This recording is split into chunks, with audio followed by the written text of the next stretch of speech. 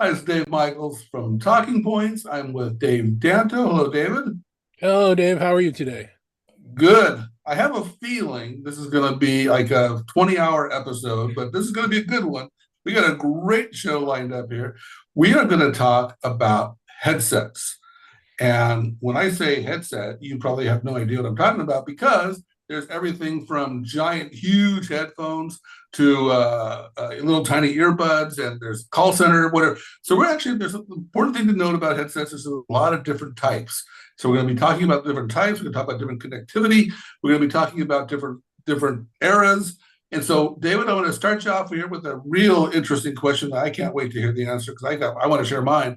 Um, Before we get into the contemporary lineup, what is, I think you're 95 or something, 95 years old, what is in your career your favorite headset that you remember? What is the one that stands out? Well, I'm gonna answer that question, but I'm gonna go sideways first. The interesting thing is we've now developed into an era of collaboration and communication where it's not enough to have one device. If I'm having a conversation with you on video like I am now from my desk, I'm using a microphone on the table. I'm using an open speaker because there's nobody else in my office. But I have a different headset that I use when I'm in an airport, and I have a different headset that I use when I'm in somebody's office. And I have so the modern executives, modern communicators, whatever level they are in an organization, know for sure that they need to have more than one headset based on their circumstances. Now, you don't need like a bundle like I have, but you have to Yeah, a difference. I am actually still very fond of the Poly Voyager 360s. These I came. remember that came out. That's a current still a current model. You can still get those. It's still a current model, although they made a smaller version now. The interesting thing about these is these were the first control case where you could start and stop music. You could use the case as a Bluetooth transmitter and plug it into like an airplane if you were flying. The case has multiple charges for the headsets. It's giving you data and details. You can change the type of noise cancellation. And I'm a control freak. So even though I have some better earbuds than these, I actually really like them. I had also been using, and I know you're familiar with it when I was working for Poly, I had been using the 6200s, the one that was the neckband with the earpieces, and I would have to Yes, with the red. They had the red right, red, cords. exactly. Yes. And I would have to pack the case when I traveled because you don't want to keep it loose, you want to have it available. Yeah. And when Yeah. it came changing packing a case this big, to throwing that in my pocket, Yeah. this became Yeah. my go-to headset for travel. And I think the quality is good. It's probably, if I were to do it on a scale of, 0 to 100, these are probably like 85, 90 in terms of the quality that I'm looking for. Both. It's funny you say that because I'm pretty excited when those UC Freeze came out, and I got one of the very first ones that came out, and I was so excited about it, and I liked them. They were okay, but mine kind of just disintegrated, and I mean they literally just kind of disintegrated. And I talked to the product manager at Plantronics about it. He said, "Yeah, the first batch, we made some changes, and so I think they got them a lot better. But that first batch was uh, kind of like a disappearing message or something, or a snap message. But but it was a great concept design. When it comes to my favorite, it's funny because so far we've talked a lot about Plantronics. I have to say, I'll give a little salute here to Plantronics. They were very generous. They gave out. I worked with Plantronics for a long time, and so I've got a lot of different memories of different products but they were very generous. They often send out an evaluation unit, and so I've got a lot of memories associated with Plantronics. But the favorite headset that from Plantronics or even from in general that I still cherish is called, I forget. I think they were called the. Oh no, I forgot the name now. But they were rubberized, and they were it was a little wrapped around the uh, they were like a sport, a Plantronic sport or something like that, and they went Uh-huh. into your ear, but they didn't block your ear. This was the important part of the design was they allowed traffic and car noise and whatever dogs barking. You can still Right. hear that while you're out doing your walk and doing so. And they were weatherproof, and they were sharp looking. And They were sweatproof, and you bright could get them colors. in blue and pink, and yeah, I still have a pair somewhere. The difficulty with a lot of the plant, first of all, the Plantronics headsets were great, and you know, I always say a prayer and close my eyes when I think about what happened to Plantronics, then to Polycom, then to Poly, then to HP. And I don't think there's anybody Yeah, that would recognize a headset if they tripped over one. But what I didn't like about those headsets is they're not repairable. They have built-in batteries, and when the battery yeah. goes, you toss them. Well, And I'm glad you brought that up, and you're right, because when those started disappearing, me and my son loved them because he likes to wear them when he bikes. Started buying them up. You know, we're like, would find them on eBay or whatever, we'll buy them up, and they came, and they often were dead. I mean, they looked like they were still in a factory sealed package or something like that. They were on the gray market, but those internal batteries died, and they're not the only ones that do that. A lot of these earbuds have non-replaceable. They're basically disposable. You might be paying $400 or $500 for them, and people don't realize they're disposable. They're banking that you're going to have a new pair by the time these things die, but they often have batteries in them that you can't replace. at But CES a let's get couple of into years ago, at CES a couple of years ago, I found a company that actually had created a prototype. They were in Eureka Park of a headset with a replaceable battery. And I thought it was really exciting. And I introduced them to a few companies. It never went anywhere. And I think we have to admit that it never went anywhere because the business model is the obsolescence of the product. They want you to keep buying new headsets. yeah. The big brother, the man, whatever you want to call it. It's the whole idea is that you can't replace an iPhone battery. You've got to get the next generation of the product. So I think there's some design factor in that. And in their defense, Bluetooth keeps changing, the phones keep changing. So, there's some degree that maybe there is some technology obsolescence. So why not put a disposable battery? But it's a little frustrating because we come from an era where, if you took care of something, it would last a long, long time. Exactly. So I know everyone's going to want to talk about earbuds, but I'm going to hold off on earbuds for just a minute. Let's start off. Let's start off with some of the bigger units. Let me ask you your opinion on boom microphone or no microphone. Because a lot of headsets have no boom microphone. What are your thoughts on that? They all work, and I'll leave. I'm talking about bigger headsets, maybe for I a understand. contact Yeah, center. I have. Yeah. I Okay. have. You would be surprised. We'll see what we're going to talk about. What I'm going to pull out. It's a show and tell episode, folks. I have a pair over here, and they had a number of different brand names. Bose was the first one, and then Poly had some, and whatever. They work. The problem that you ran into with a lot of these headsets is that you're dealing with a lot of programming to try and figure out what do I capture and what don't I capture. And when it works well, it's great. But when it doesn't work well, there's nothing you can really do. In my best Scotty, you cannot change the laws of physics, Captain. The Yeah. microphones that are closer to your mouth that have additional microphones in the boom arm to reject wind noise and other things will always perform better than boomless headsets. The boomless headsets are pretty good. With some AI algorithms in there, it's not so. So again, depends on what you're looking for.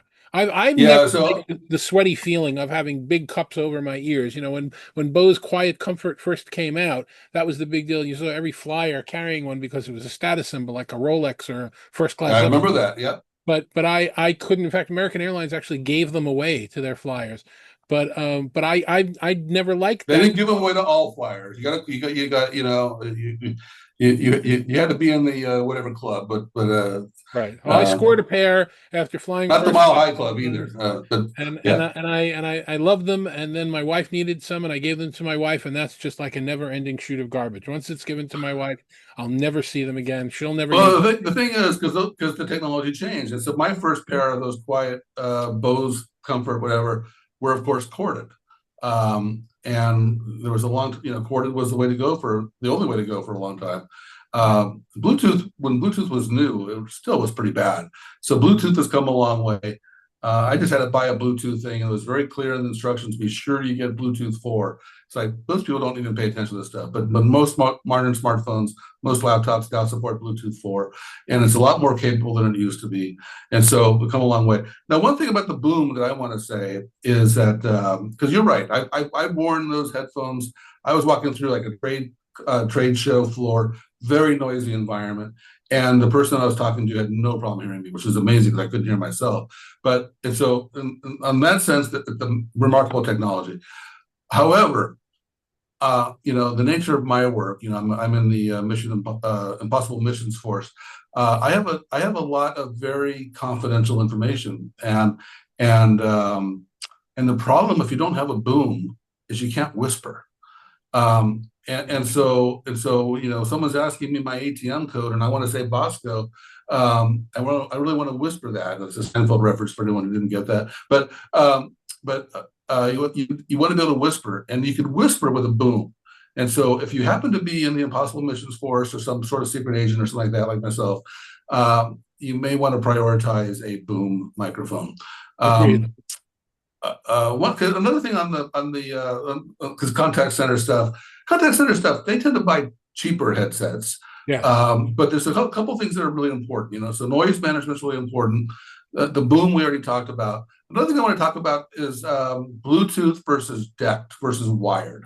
What is your take on that? Well, I'm a big believer that contact center agents that are working in a contact center in a large, bay of computer terminals and everything else really need to go wired, because there's too many other things that can interfere with what's going on. What you're going on. This is one of the original Blackwire headsets that Plantronics used to make. You could tell it's one of the originals because the Blackwire actually has a black wire. The newer black wires have a red wire, and don't ask me to explain that. I have no idea. But you notice they almost look like the headsets that you used to be able to get on airplanes. Very, they're more Yeah. comfortable, but there's not a lot to them. There's a boom, there's a wire, and maybe a quick connector, and that's it. And when you're talking about buying headsets for 1,000 people where you're throwing out 5 a week because of damage or stepping or whatever, it's getting the cheaper one is something that a No, lot no, of Blackwire is still a pretty modern headset. You're holding it up there as a legacy item. Let me just ask you, what kind of wire connector is on that prop you just showed up?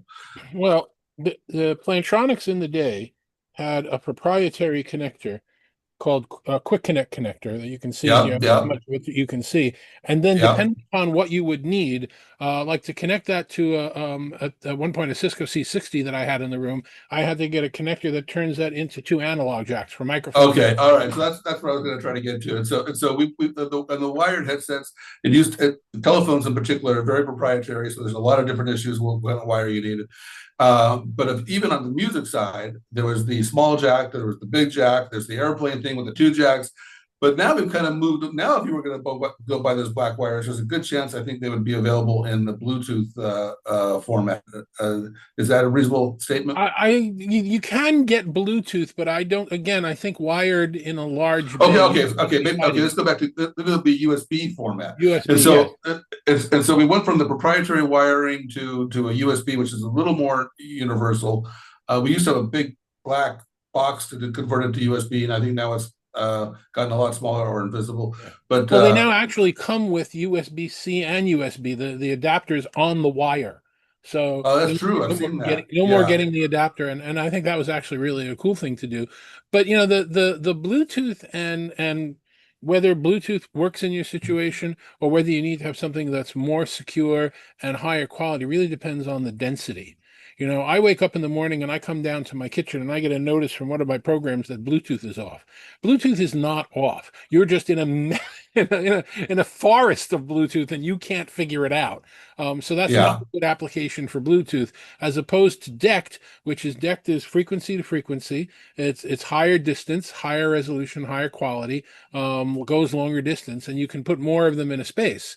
So Yeah, yeah, very, very important, and that is why this is an interesting part of the evolution.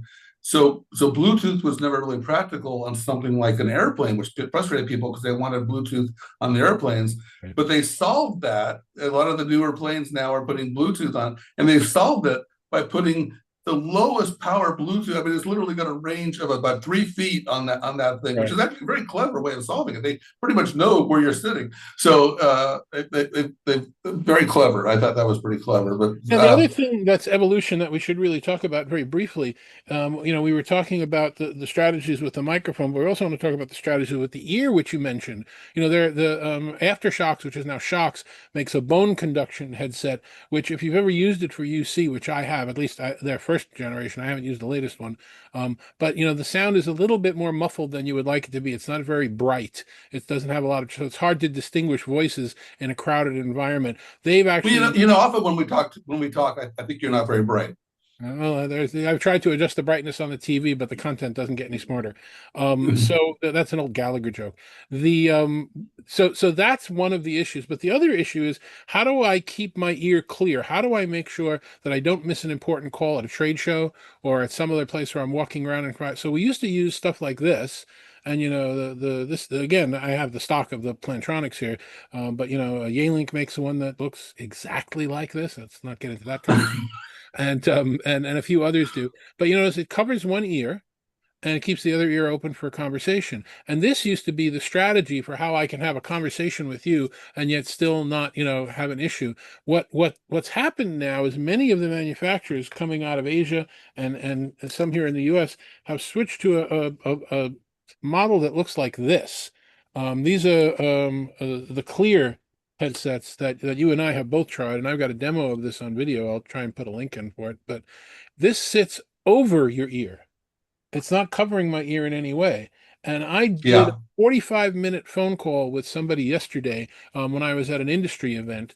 They heard me just fine. I didn't raise my voice. I heard No, them no, just you fine. come right back to earbuds here. I can't wait to talk about these clear ones because I got a pair right here. I didn't know they're called clear though. I thought they were called talking points. Yeah, But talking. Load your own but logo. I Get a want I picture of want I Taylor want Swift we're on going it. to dive into earbuds here real quickly, but real soon. But before we get into the earbuds, I think you made a really interesting point though about the bone conduction technology, or I don't know, conduct. I think it's the word conduction. I I um obviously you don't hear through your bones, and so or, the same way you hear through your ears, I should say. So your point there about it being not as bright, I think is important. Now there's been two interesting evolutions of that, and the first evolution was an over the ear and bone conduction. My son has a pair of those. He raves about them. I have not tried them, but it's bone conducting in the front and over the ear, like you described, on the back. And he raves about it. And again, he's into bicycling, so he needs to be able to hear traffic and stuff like that. I have a friend of mine who's a swimmer, and he bought a brand. It wasn't the same. What's the brand that makes the bone shocks? I think it's called. It was a different brand, and the issue here was because when you're swimming, the Bluetooth isn't very good, and so he had to get. He has like this little boom box. He sits next to the pool, which is not a Bluetooth transmitter. It's more like a deck or something like that receiver. I don't know what it is.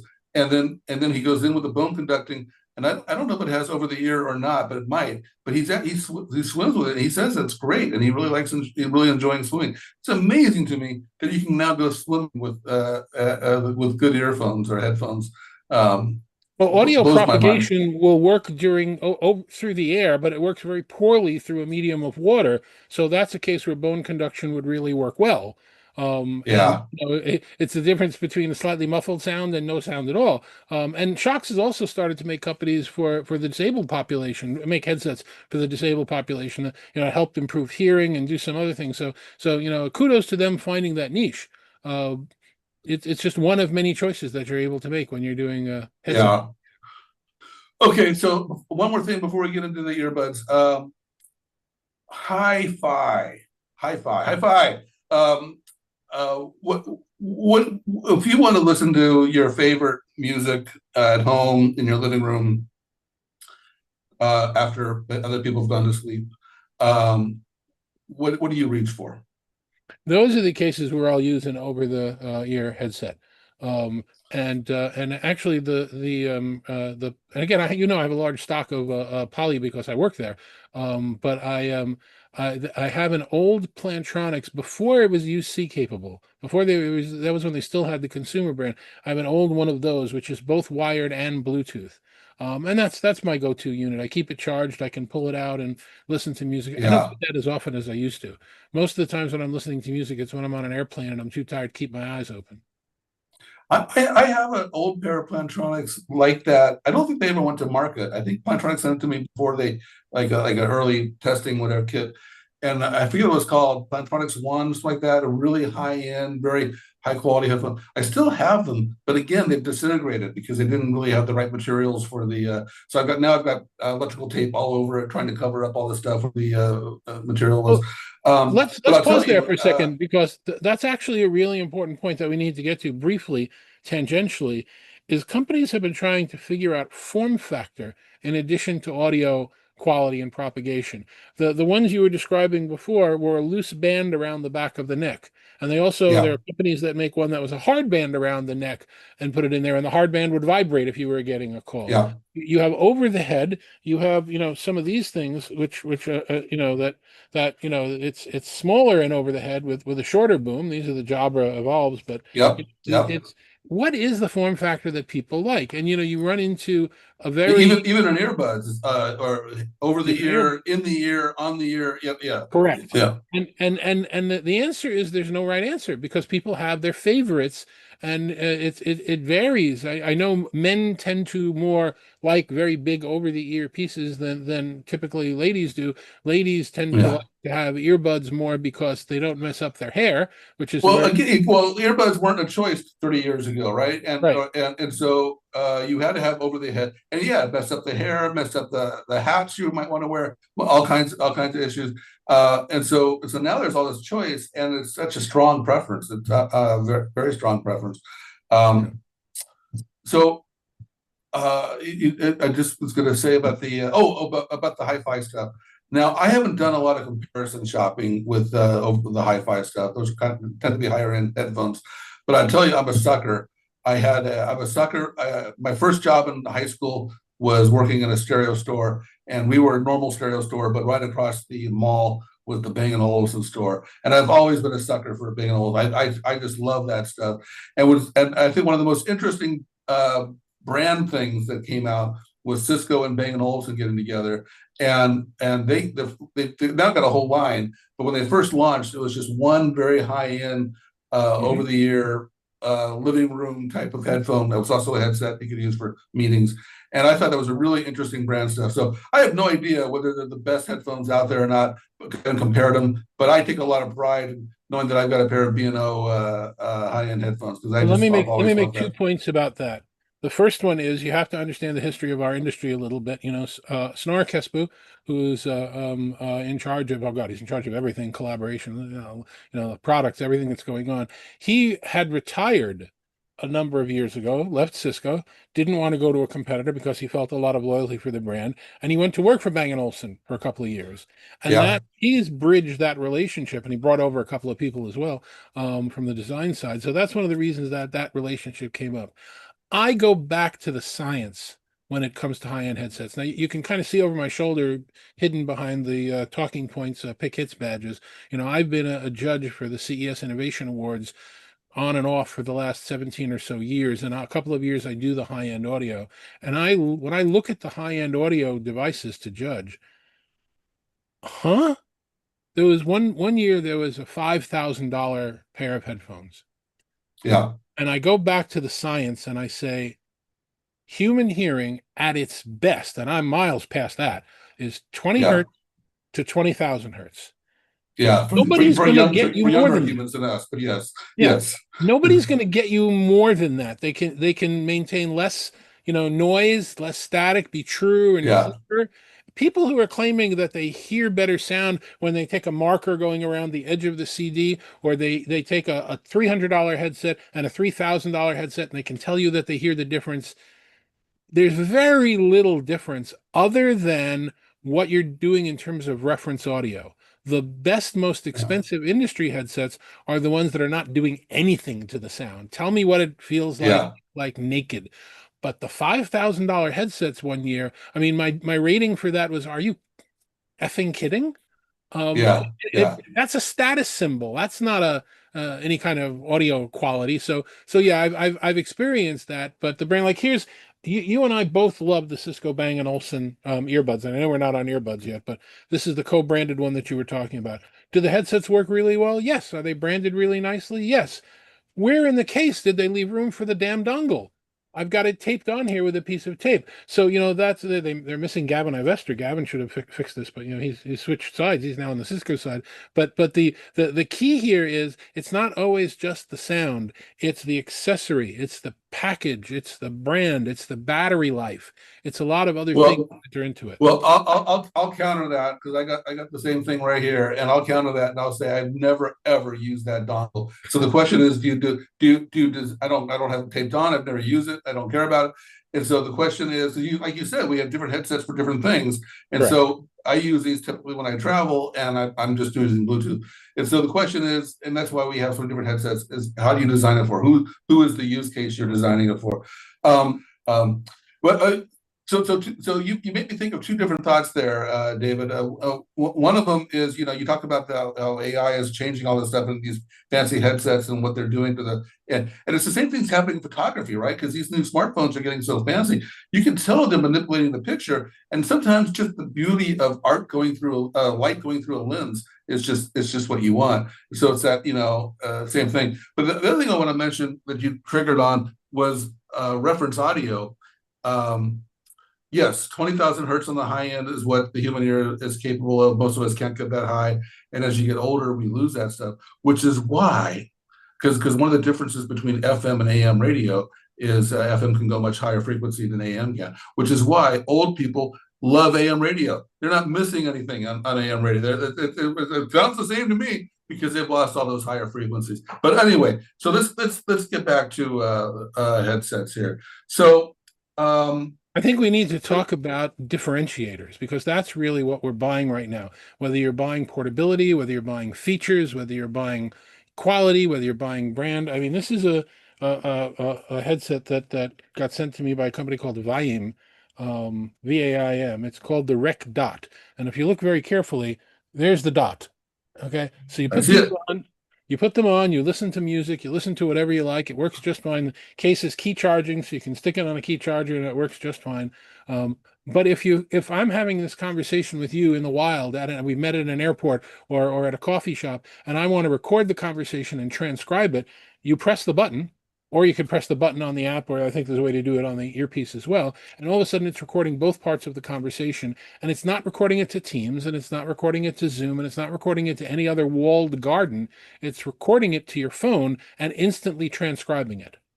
And then you can Well, take I'm just gonna put on my old man glasses here, and I'm gonna say, is it also putting a recording tone on the line? Beep. I don't know if it's doing that. I haven't used it for that. I've used it for the conversation because I'll still use the recording in Zoom when I'm doing Zoom and the recording in Teams when I'm Yeah. doing Teams. The convenience of this, you're going to start to see more and more products coming to market, is I can casually record the conversation. Most of Yeah, the so I just want to point out the recording laws are actually really weird. Recording on telephone is what the laws were written for. So some states require that you had to notify and then they do the tone and stuff like that. Those laws don't really apply to meetings necessarily, Correct. and they don't apply to conversations that you might have in person, and so it's really interesting how and they also don't apply to transcripts, and so you could have an AI technology create a complete transcript without having to do a recording notifications. You didn't actually record the conversation. So Correct. it's really kind of talk about how the laws have become obsolete from their intent. But all right, let's dive in here to earbuds because you raise a really important issue here, and so I travel with these that we just held up with Cisco. One of my favorite features on these is indeed noise reduction, and so traveling a lot, you want to block out that jet sound. Now that was the killer feature you mentioned earlier of the Bose Quiet Comforts and the big over the ear. That was what made them so popular. And people would even put them on, even if they weren't listening to music or anything, just because they did such a nice job. It's amazing technology. It's actually just absolutely amazing technology what's going on to make that happen. I never would have thought it would be possible because the whole idea is it's covering your ear. And then it's canceling the noise. I would never thought that would be possible with an earbud that's not covering your ear, but the same technology works pretty well. So when it comes to traveling, I don't do an over-the-ear type of Correct. headphone because these are specifically designed to let that noise in. So I think you really have to think about what is your uh, purpose, and these would be terrible for a bike ride. These would be terrible for Right. things where you need to be able to hear a little bit of background noise. And Um, interestingly, at this past CES, there was a company whose name escapes me right now that was doing a headset in that same form factor that Clear had, over the ear, not in the ear, that was including noise cancellation. And I said, "You're kidding? How can you do that if you're not blocking the ear?" They said, "We can do it. It's not great, but we can do it." And I put it on, and he's right. It took down about 5 or 6 dB of the yeah, noise in the general area. So it's active noise cancellation is simply picking up the noise around you and creating the inverse of it going into your ears. So they're able even to do that with open ear headsets, which I think is a now cool. now we've talked about noise. Let's talk about germaphobes, because these clear headsets have a germaphobe feature. Why don't you explain that one? Yeah, if you take the headset out and you put it back in the case and close it, the case tells you that it No, is there it is. Oh, there it is. Yep, yep. UVC sterilizing. Now, having lived through a pandemic, I don't think anybody ever proved that UVC actually sterilizes anything, but it might. So it definitely makes people feel better that it's on the unit amongst its many features. I, Um, I have to say, I would feel better if the battery went from full to empty when it did that. I'd feel better like it was putting thousands of voltage into this UVC stuff. But it has a battery in here and it does several charges. But I have no idea whether it's a gimmick or not. But why not? Why not put that feature in there? and So and that they do that form factor. Those Clear Arc 3 is the model that we're talking about. They make a version for gaming, which is the one that has the dongle. So if you want to use it with your computer, you need that one. It's also got a lower latency, which is important to gamers. They make a version for sports. The sports version will give you heart rate and do other readings that you can get through your ear. So that's very nice. And then they make one for general music. So, again, we're starting to see these differentiators, and you have to figure out which ones are important to you. An important point to make, we were talking about the recording ones and some of the other ones. Most of the UC platforms that we talk to, Microsoft Teams, Zoom, I don't know if Google's talked about it yet, but they've talked about how they're coming up with features where you can take your smart device, your mobile or your phone, and put it on a table and record an impromptu meeting. And that's an added feature where instead of you're just transcribing a call, you're transcribing an impromptu conversation. The problem with that, in my mind, is I would need to give up my mobile device for the half-hour conversation I'm having. And I would start feeling, like itching down my back. It's like, am I getting any emails and what's going on in the world? And I'm disconnected from my device and oh my God, help, help. So I've also seen some third-party products that are like the size of a card that do exactly the same thing that you plug into your computer or those headphones or whatever, where you don't have to give up your mobile device. So again, it's all if we're deciding on headphones, if we've passed the quality barrier and we've passed the battery life barrier, and now we're deciding on features, we're doing the right thing. interesting.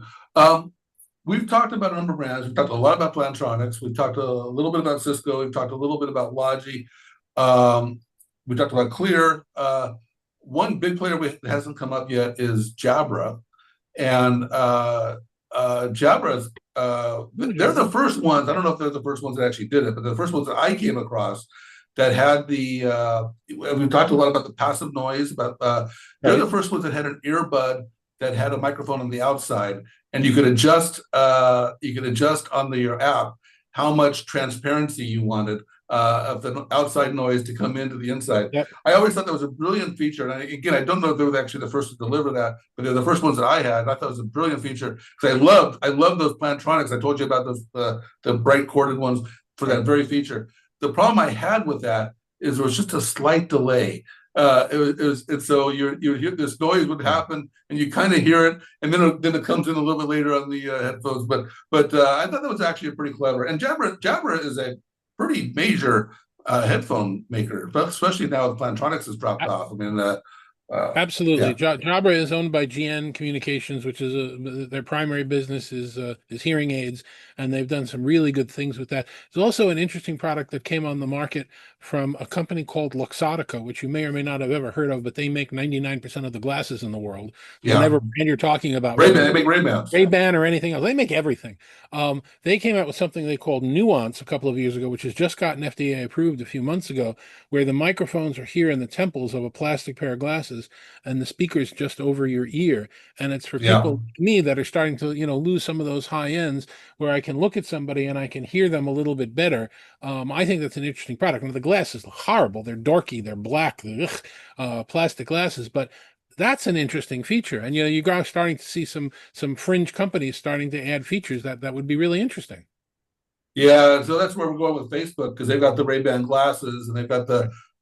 the speakers. And then this is actually, I have really bad face blind. I can never remember anyone's names or faces, whatever. So I love the idea of having this AI remind me of who somebody is or something like that. I think that's just brilliant. And be able to record stuff, I think that's brilliant. But we're not quite there yet, at least to at least I'm not there yet, but maybe it's coming.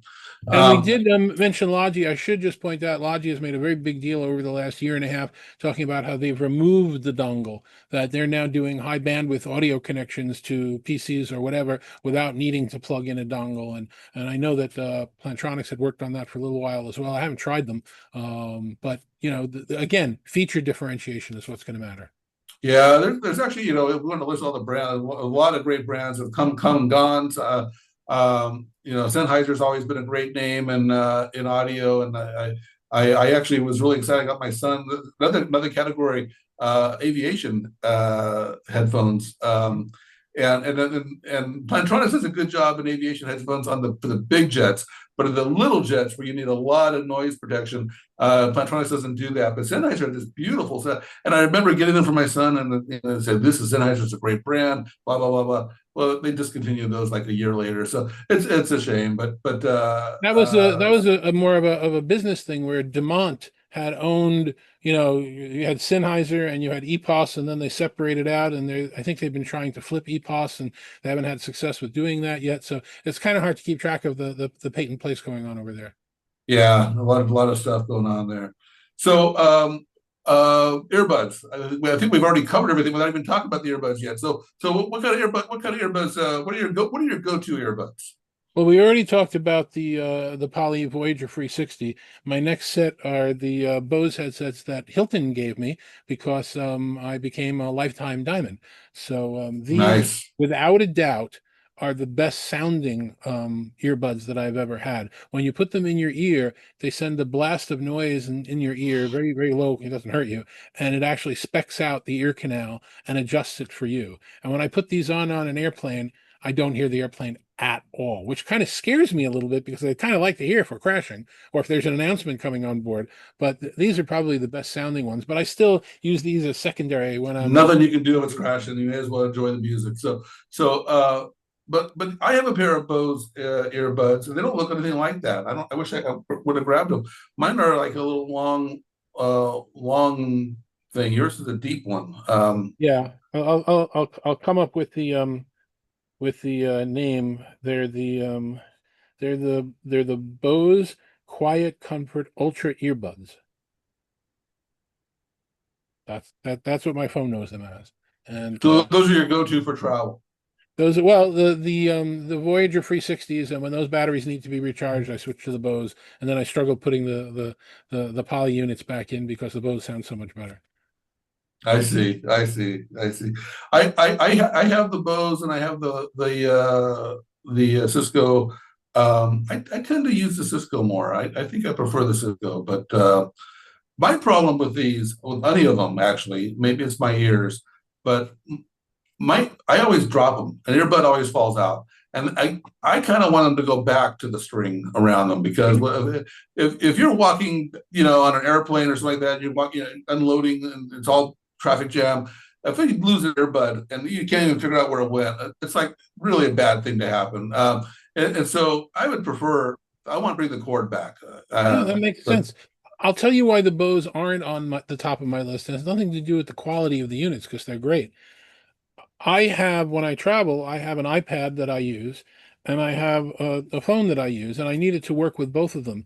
And the way the Bose app is designed, it can only connect to one at any one time. So with all of the other earbuds that I use on airplanes, I'm able to make a setting on one and it carries over to the other. But with the Bose, I have to literally disconnect it from one and connect it to the other so that I can adjust the app on that one. And again, it could very easily be a quirk of me not understanding how to operate it, but that's something that will prevent me from, you know what, I'm not going to screw with it. I'd rather use what's working. You know, we haven't mentioned, and maybe we shouldn't. We haven't mentioned the Apple AirPods. Are you an Apple user? Do you have those? I am an Apple user. I am not an AirPod user. I was an Apple Watch user, and I've now given it up for this $25 watch that does everything that I needed to do and doesn't ask me to give a blood sample and fingerprint and all the rest of the things that you need to do when you're switching the Apple Watch around. Apple lost a customer because they made it so hard to use their product. And you know what I found? Other than the one feature that I can't seem to get on any of these watches, which is dual time zone. I don't miss it for a second. I have everything that I need. I have all the step counters. I have all the time. I have the heart rate. I have everything else. It looks like an Apple Watch to the untrained eye, and it cost me again under $30. So Apple Oh, lost me. And the same thing. I know these earbuds that I'm talking to you about, and they'll go anywhere from $100 to $200 or $300. Apple overpriced their buds like the Beats people did because they're trying to sell the brand and the label. And I'll yeah, always go in the other direction. Give me the non-designer jeans. Give me the cheap reject jeans. I don't want to ever support branding for the sake of branding out of my wallet. yeah. That's why I don't go with Apple. Well, I don't do the Apple just simply because I have an Android phone and they don't work so well on the Android phone. And I have a Garmin watch, by the way, and I very rarely take off my Garmin watch, and I'm charging it right now. I figured it would be safe to sit here and do a video without my Garmin watch, but I'm missing it, and I love that Garmin watch. And so no Apple in my life. I actually, well, I shouldn't say that. I use the MacBook, but I think we have to talk about because the AirPods are pretty popular. People love them. We just can't comment on them. I know they're out there. Well, You know. when I was working with a brand that was competing against the AirPods, I always made the point that if you're taking a business call on them and they're not encrypted, and you only have one in your ear and the other one's back at your desk, how do you know somebody else didn't put the other earbud in and listening to your call? They weren't really set up for business communication. And I still think that. I still think they're a consumer device. There's where, from our last video, there's where you can talk about a consumer device versus a business device. I'm not sure I'm following you on that. Are you saying that if you had something like the Cisco or something like that, that one ear wouldn't work if I left it on my desk?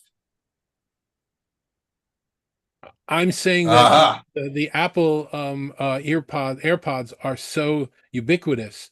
People leave them lying around all over the place. They don't think of the business application as opposed to these, where you are actually thinking of the business application. Okay, but they're equally secure. They're equally secure. I don't know. Let's put a pin on that and come back to it. I've always felt that the security is a little bit stronger on some of the ones made for UC. Okay.